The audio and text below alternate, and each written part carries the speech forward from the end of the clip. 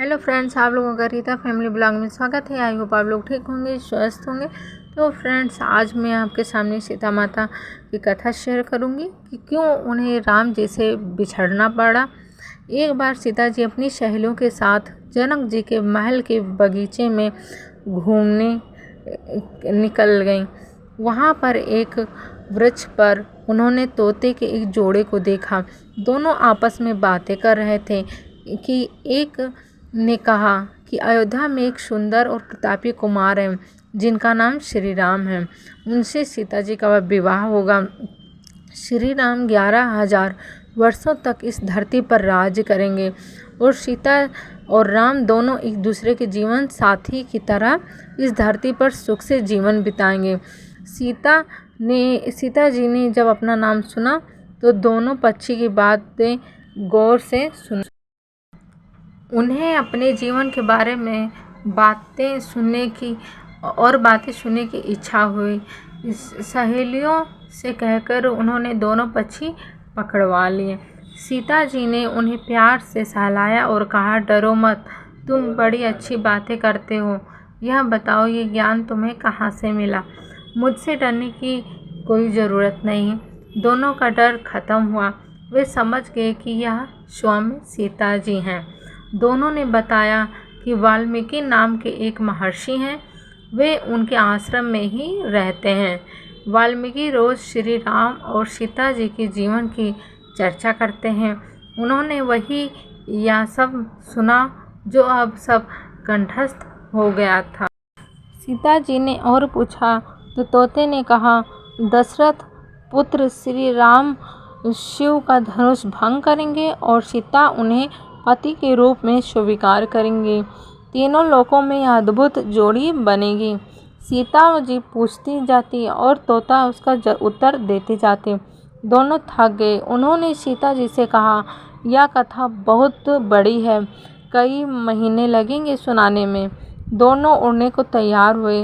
ये देख कर सीता जी ने कहा, तुमने मेरे भावी पति के बारे में बताया, उनके बारे में बड़ी जिज्ञासा हुई है। जब तक श्री राम आकर मेरा वर्ण नहीं करते, मेरे महल में तुम आराम से रहकर सुख भोगो। तोते ने कहा, देवी, हम वन की प्राणी हैं, पेड़ों पर रहते, सर्वत्र विचरते हैं। मैं गर्भवती हूँ, मुझे घोंसले में जाकर अपने बच्चों को जन्म देना है। सीता जी नहीं मानी। तोते ने कहा, आप जिद न करें। जब मेरी पत्नी बच्चों को जन्म दे देगी तो मैं खुद आकर बचा हुआ कथा सुनाऊंगा। अभी तो हमें जाने दें। सीता जी ने कहा, ऐसा है तो तुम चले जाओ, लेकिन तुम्हारी पत्नी यहीं रहेगी। मैं इसे कष्ट ना होने दूंगी। तोते को पत्नी से बड़ा प्रेम था। वह अकेले जाने को तैयार नहीं था। जब तोते को लगा कि वह सीता जी के चंगुल से मुक्त नहीं हो सकता तो वो रोने लगा। मुनियों ने सत्य कहा है, मौन रहना चाहिए। यदि हम कथा न कहते तो मुक्त हो। तोती अपने पति से बिछड़ना सहन नहीं कर पा रही थी। उसने सीता जी को कहा, आप मुझे पति से अलग ना करें, मैं आपको श्राप दे दूंगी। सीता जी हंसने लगी। उन्होंने कहा, श्राप देना है तो दे दो, राजकुमारी को पक्षी के श्राप से क्या बिगड़ेगा। तोती ने कहा, श्राप दे दिया।